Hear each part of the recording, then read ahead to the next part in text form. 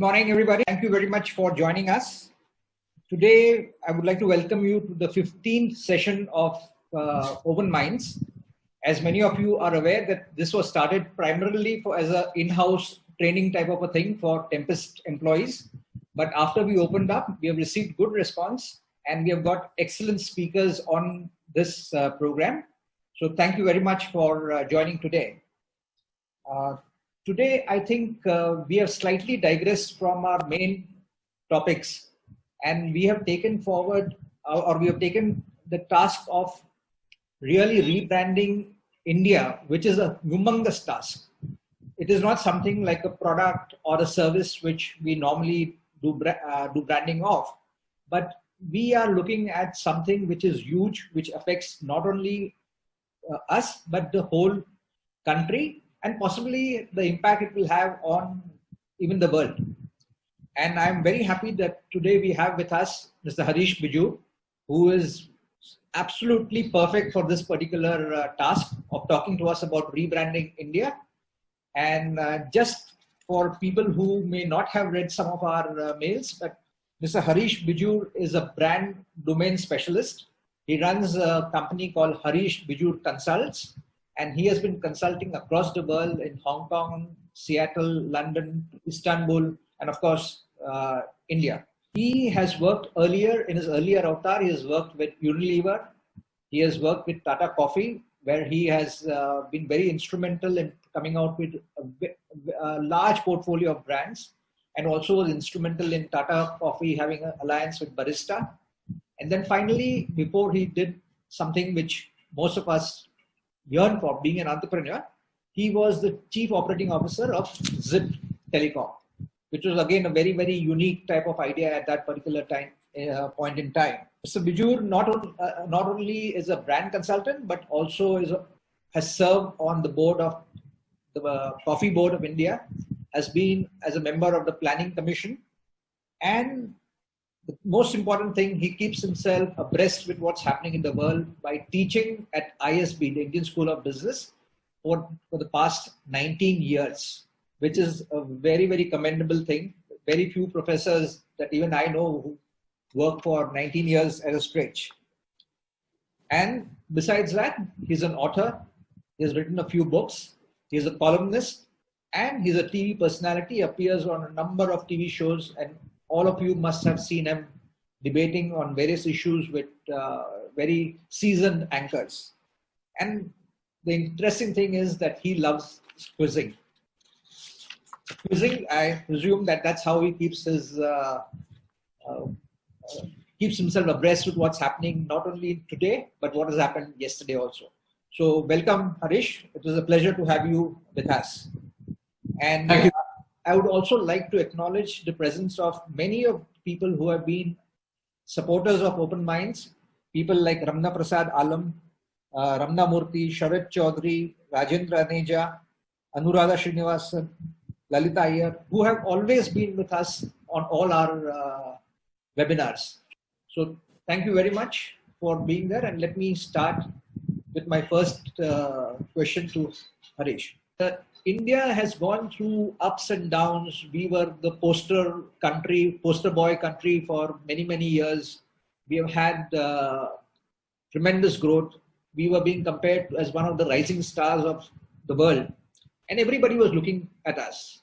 And you would experience that if 10 years back, if you were traveling, people would say, oh, you are from India.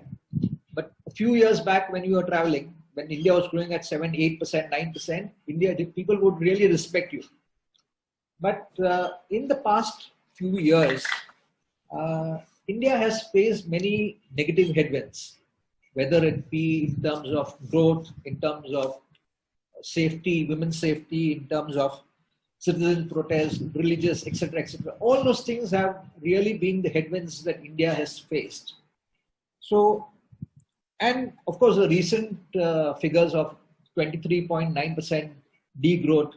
Of course, it has improved. It's come down to 10.4% as per the latest figures. Instead of cribbing about it, I think it's better that from 24 we have come down to 10. So, given all these things, where do you think Brand India stands today? Firstly, Turab, it's a pleasure being here on this forum and with you as the anchor. And may it be the beginning of a career ahead, maybe altogether. Of course. Yes. Let me first say that, hey, listen, we are talking Brand India. And I think, as you have said, Brand India has actually gone through a lot of ups and downs. We've had a period of time long, long ago, maybe 30 years ago or 40 years ago, when the thought was India happens. India happens. By that I mean a lot of people would generally give India a go by. It's yet another one of those 176 countries then, and it happens. But I think over the years what really happened is a lot of change came into India. The idea of India itself went through a great degree of tumult. Achievement got to be center staged in several terrains, and one of the terrains which center staged a lot of attention was the IT end-to-end services industry. We became the capital of the IT end-to-end services industry. We're not good at products. We are a services nation, and that kind of center staged us. We became the BPO capital of the world. We started running businesses for N numbers of countries with our operatives who would speak with our desi Indian accent, accentuated to an American ear or accentuated to a European's ear, and we started, actually catering to the demands of the world. India suddenly got discovered. Yes, in the olden days, we had many discoveries. We had yoga, we had TM, we had some great political leaders coming out of here. We've had a lot of good things out of India. But the showcasing of India happened with about 27 years ago with the movement of the IT end-to-end services industry. So, however much we crib about the IT and IT revolution and what it has done to cities, etc., I think we should doff our hats and say that was responsible for the country getting recognized. Now, Brand India went through its ups and then it went through its downs as well. Because I think we've kind of gotten into a bit of an overdrive in branding India. And I think it's extremely important to understand that when it comes to country branding is best done not by shouting from the rooftops and saying that India is happening.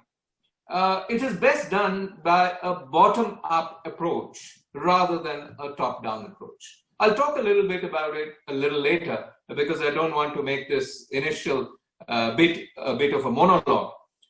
Second aspect is when I look at India, I have a standard definition. And my definition of a brand is a simple one, and that's the title of my book as well. It simply says, the brand is a thought. The brand is a thought. Full stop. Nothing more, nothing less. The brand is a thought that lives in a person's mind. The brand is a thought that lives in a person's mind. Full stop. Which means to say that every thought is a brand. And to that extent, the thought of India is a brand which lives in people's minds. And it lives in two types of people's minds. It lives in one set of people, in the minds of one set of people who live within the political boundary of India. And that is, 1 billion plus a third of a billion people who live in India. That is the intrinsic idea of brand India. It is the intrinsic image that lives within a country about itself. Then the second aspect is the extrinsic image of brand India.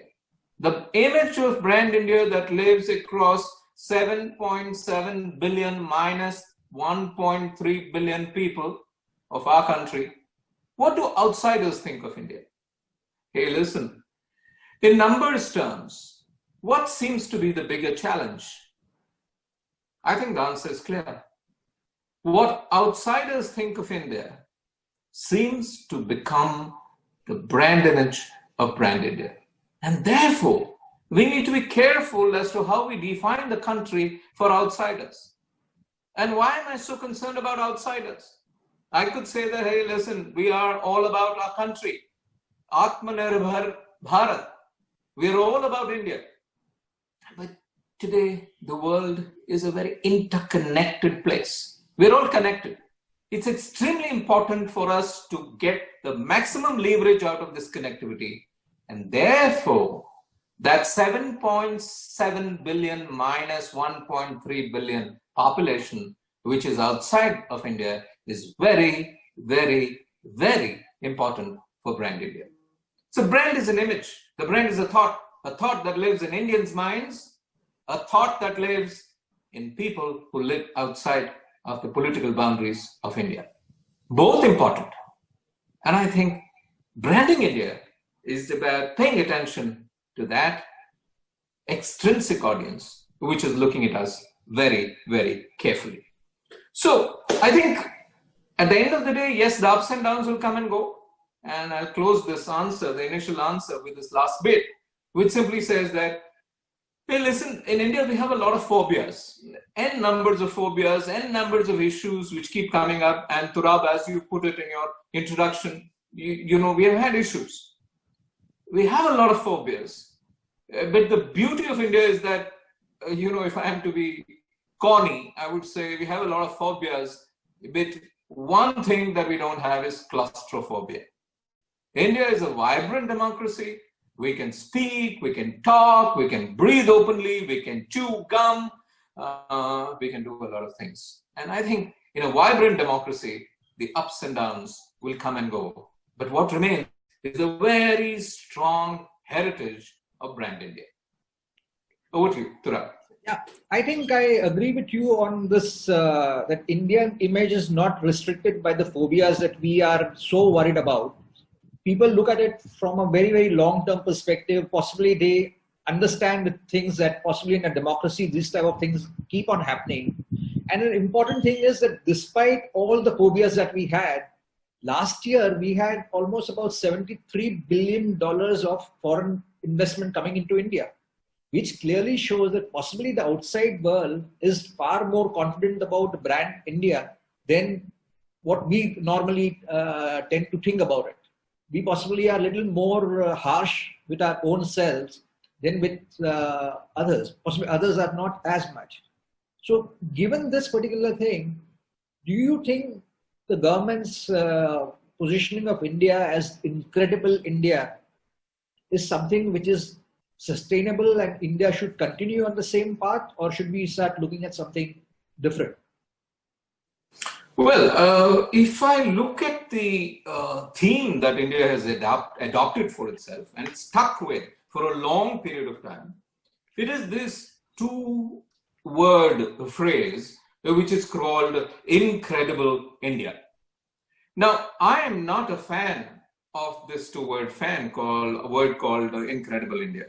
Because, you know, for me, it's extremely important that the image of a country must be for its entirety.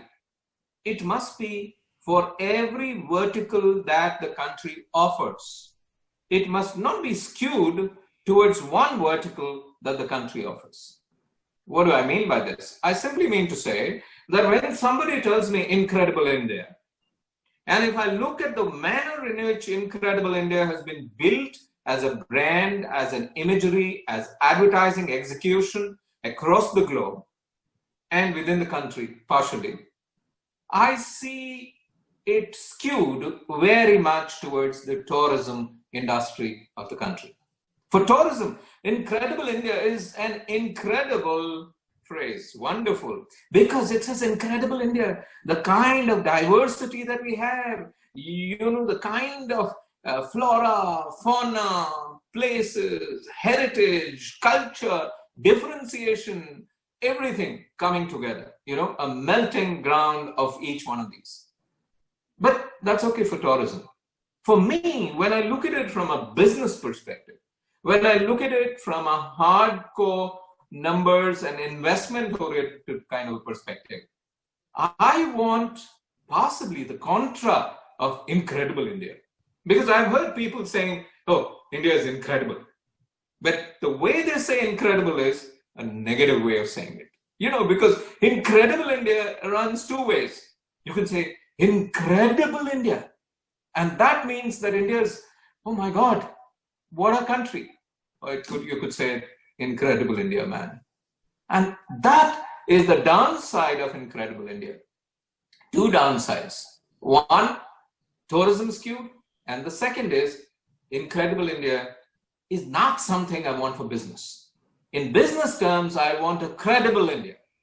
I want a consistent India. An India which is consistent with its policies, with its business practices, with its open arm welcome of whatever we talk about, whether it be FDI or FII. FII is hollow because money comes and money flies out with equal fast pace because it's stock market investments, bulk of it. But FDI, I like that because, there's a little more skin in the business, there's a little more investment, there's a little more job creation within the country, there's a little more infrastructure creation within the country, there's a little more knowledge transfer within the country. Never mind that, portion of the money gets repatriated overseas. But at the end of the day, it's more solid. So for me, I need an India which is not Incredible India. I need a credible India. I need a consistent India. And I think we need to re-leverage the image of brand India basis that. Tura. Yeah, so that's so what you are saying that definitely India requires to rebrand itself, to relook at how do we cater to the various different segments that a country as a whole would be catering to. Now, obviously, in a webinar like this, we cannot come up with a solution for what should be the alternative to Incredible India. But as a practitioner of marketing, as a person who has built brands, suppose you had to advise the government of India that if you want to reach a particular position, these are the various steps that you need to take. So what would you advise the government or everybody else to take those steps, 1, 2, 3, or as many steps as you think it's required? Okay. Turab, I have a solution, but obviously I will not go into the details of that solution because the solution comes with a big fat bill at government rates to the government of India. Absolutely. But let me put it this way. See, the thing is that India is not one. It's extremely critical to understand that India is multifarious. It is multilingual. It's multi-religious. It's a quilt. India is a quilt.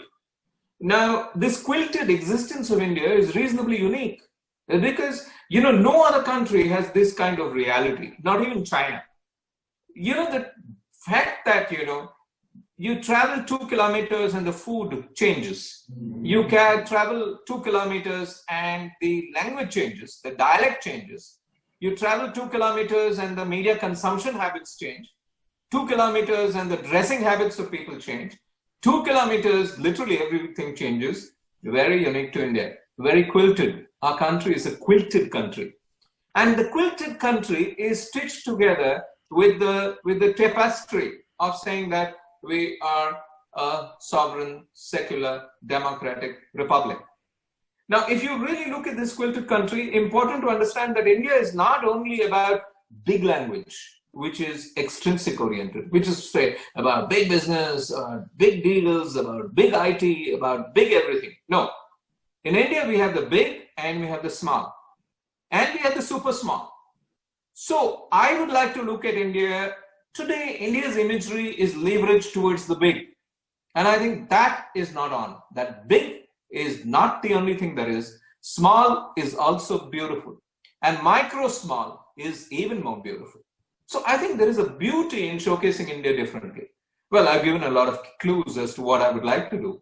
But the point is, important thing is small is beautiful once again. A lot of people, particularly COVID Kal, as I call it COVID Kal. COVID Kal is a period of time when realities have changed. Things have changed dramatically. The way people think must change also. Our physical reality has changed. I keep saying COVID-19 was a wake-up call. COVID-19 was nature's call, of a different kind, of course, to say that, hey, listen, wake up, smell the coffee, don't go so fast, don't go so big, don't be this bulldozer. be this slightly more tentative tortoise even.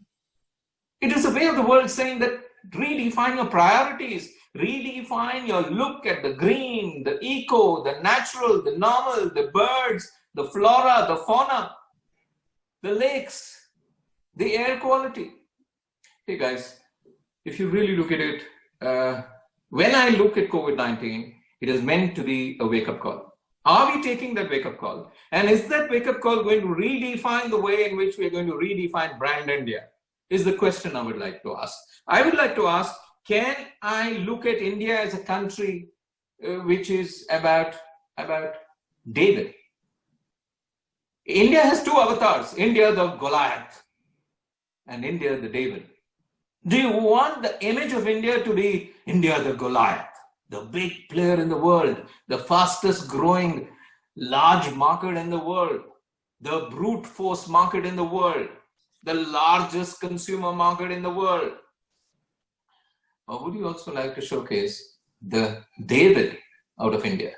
Believe it or not, if there is one Goliath story that India has, there are maybe 200 David stories that India has.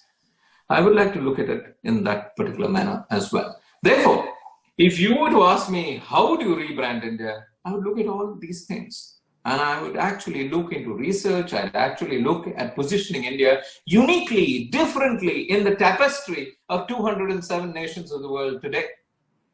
I need to stand out. And I need to stand out not like a sore thumb, but I need to stand out like a nation which is inclusive, which is very involved, and which is more real than all the unreal nations of the world.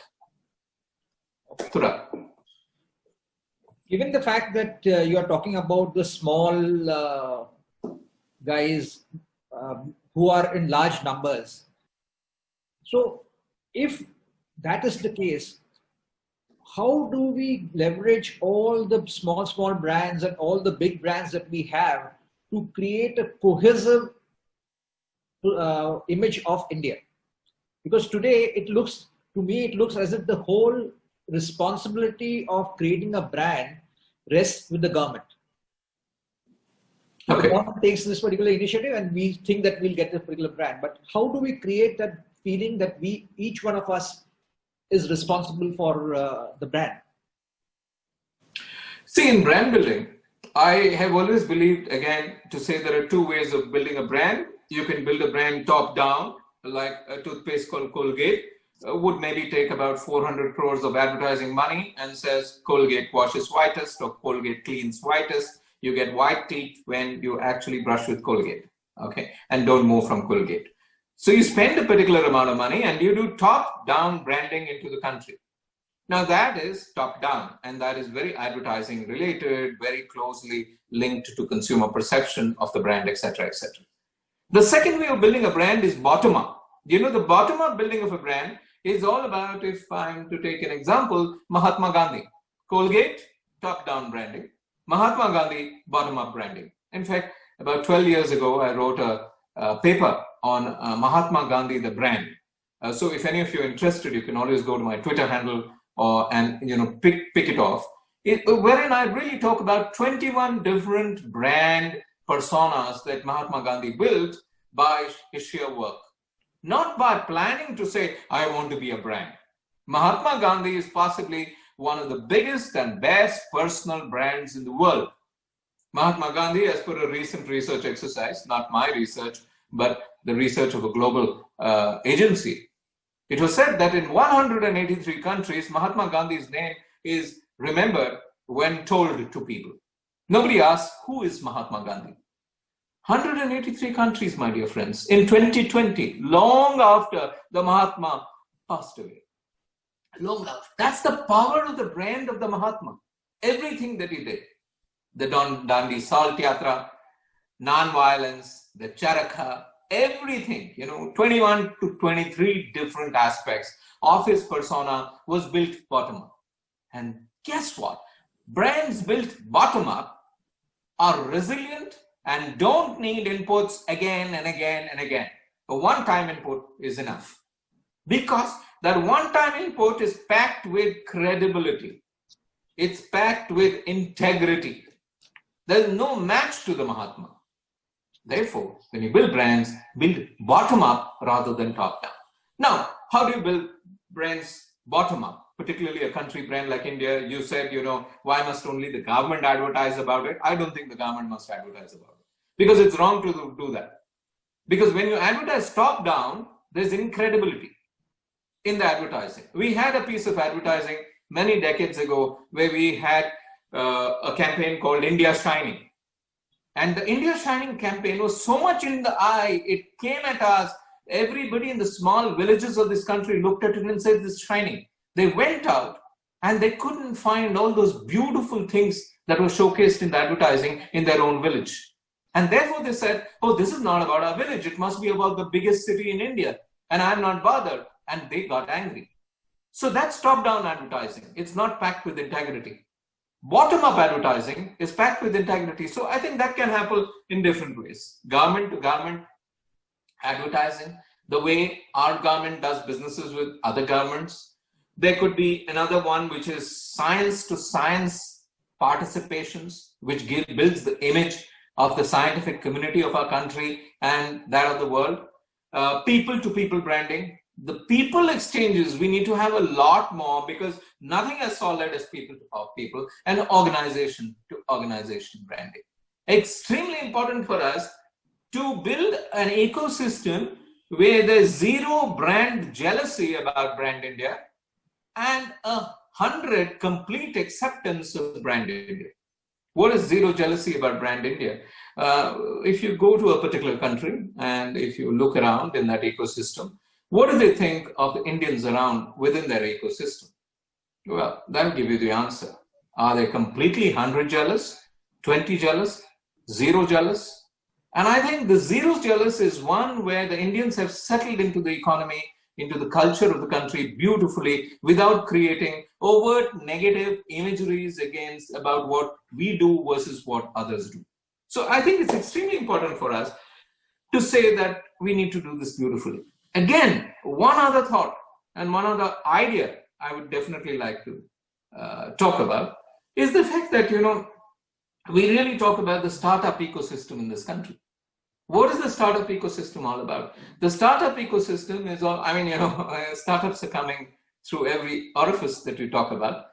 The joke is that if you throw a stone in Bengaluru, far enough or close enough, you'll hit a startup. Startups are beautiful ways of showcasing the business acumen, the business interest of the local people. Because what are startups? Startups are just two little guys who got out of a college and gotten together and put together something, and they want to solve the problems of the world. What a beautiful way of looking at it. I think if India is the startup capital, we should showcase it. Why? Not because startups want to create wealth for themselves, but because startups want to create wealth for the world. So that aspect of the startup is beautiful, and startups are common people. Startups are not governments. Startups are not government bodies. Startups are not organizations in the corporate sense. Startups are as dissipated entities, as hungry entities as the human being in any other country. I think showcasing our startups is a great way of actually building Brand India. Tura. Okay, so that's an interesting thing, but many people, I found that they keep on saying that one of the strengths that India has is its culture, its soft power, etc., etc. Do you think we can make this, this jealousy thing which you talked about, that how many people are jealous of India, and move towards a zero jealousy type of a thing? Do you think a soft power will be able to do any of those things? Will it help? Yes, I think it's important for us to cultivate our soft power. But I think the horse has bolted on that because, nations become very, very self-oriented, and nations are not about embracing anybody around. If you look at the geopolitics of the world, most of the time, the most immediate neighbors of countries are their biggest enemies. Why? Please think about that. Because neighbors tread on their neighbors' feet in a very close manner. Neighbors are too overt in showing what they have and what they don't have when it comes, and then it causes a lot of people angst around. Soft power has gone for a toss for this point of time because, half the time we really say that, hey, listen, we are already there, we have arrived.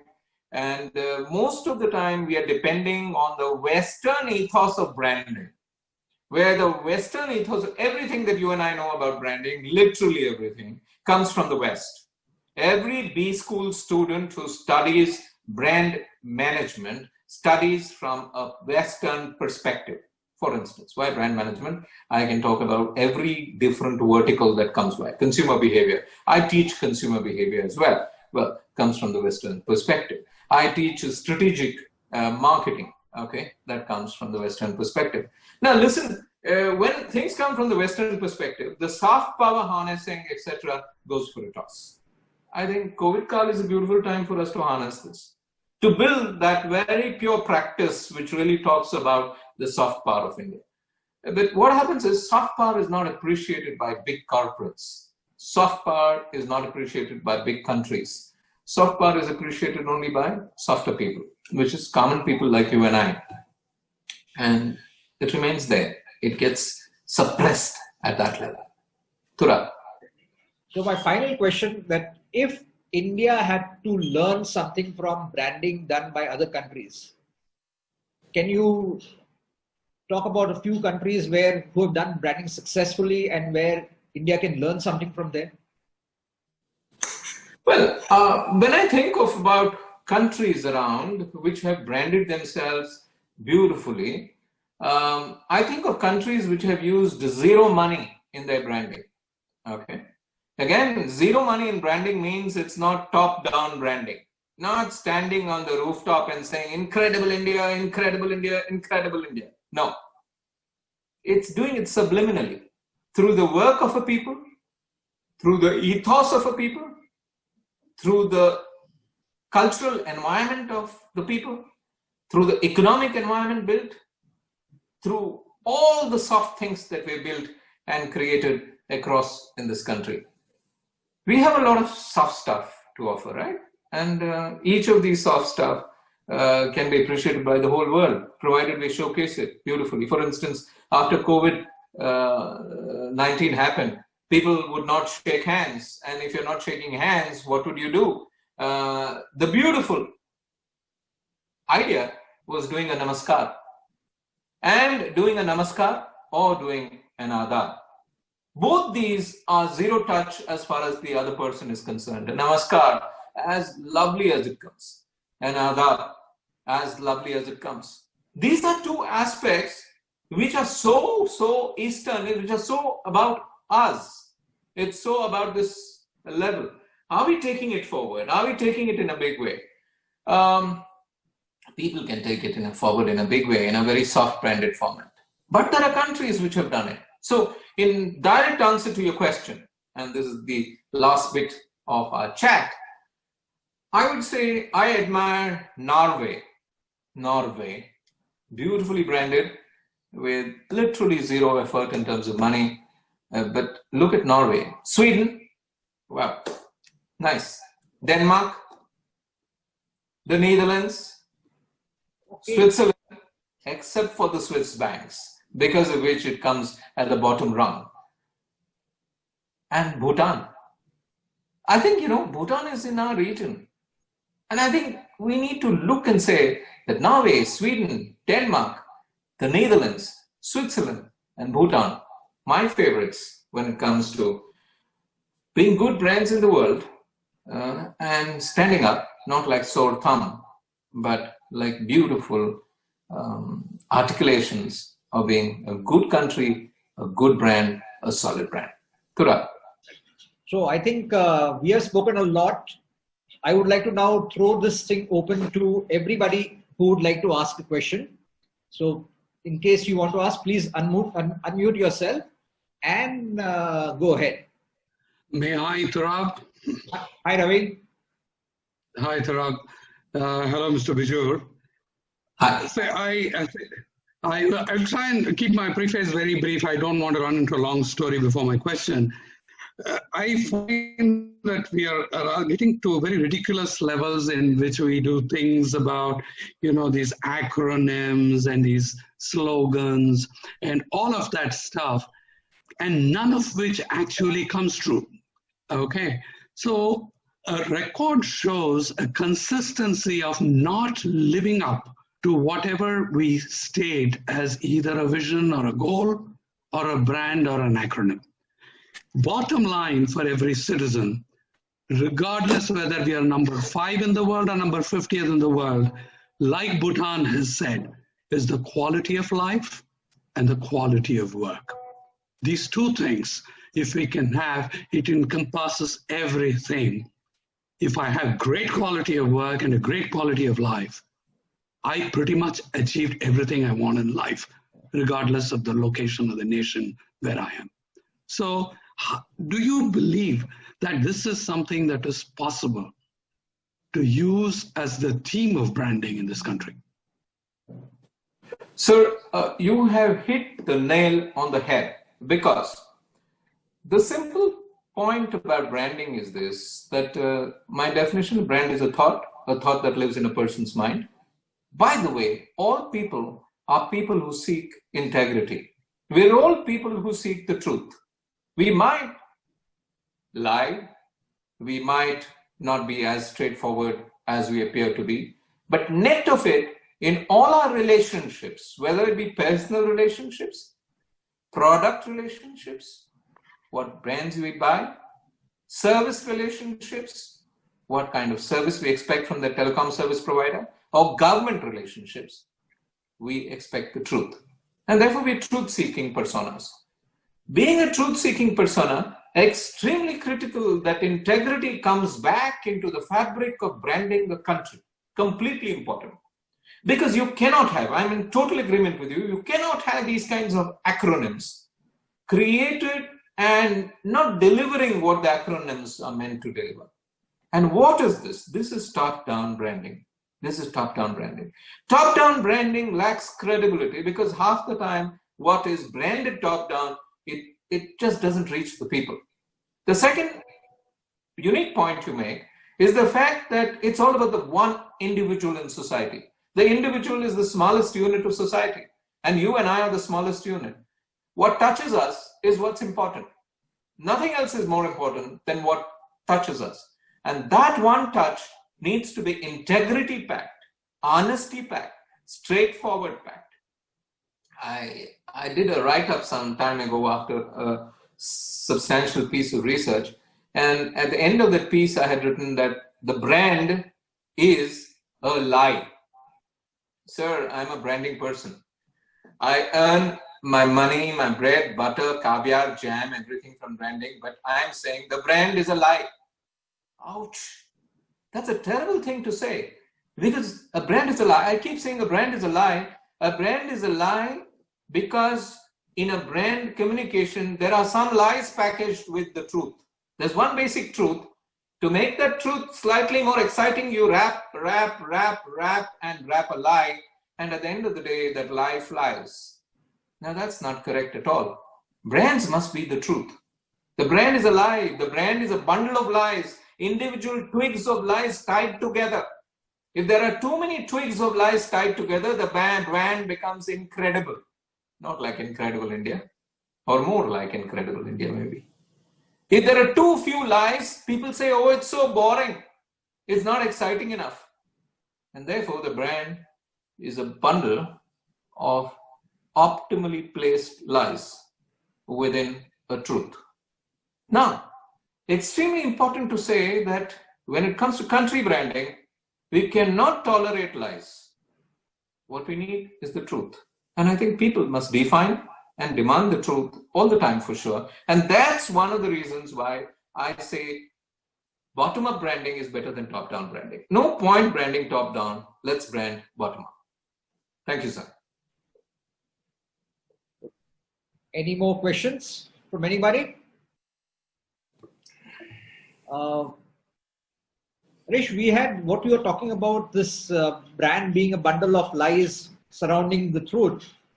is very true because, and I fully agree with it because, and just to make it more clear, we had one session in which we had called the consultant who spoke about what is wrong with advertising today. So he also mentioned about some of the things which you were talking about. And I think it is high time that we realize, people who are in the advertising or marketing or branding field should realize that you cannot create a long-term brand, cannot create a long-term association with your customer if you are not telling the truth. So that's very, very critical. Thurab, let me give you an example. There was a brand, I will obviously not take the name of the brand. The brand was launched in India, and this brand actually said that, you know, it is a toothpaste with oxygen in it. Toothpaste with oxygen in it.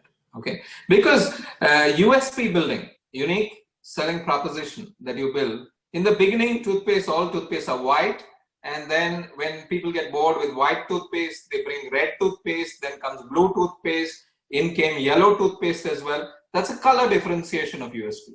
And then they went into form differentiation of USP. In came the gel-based toothpaste that you can see through. The first was watercolor, and then was blue, then red and green. We had all the gel toothpaste. When people got bored with that, you built more. You said the gel with sparkles in it. What will the sparkles do? Sparkles will give you sparkling teeth.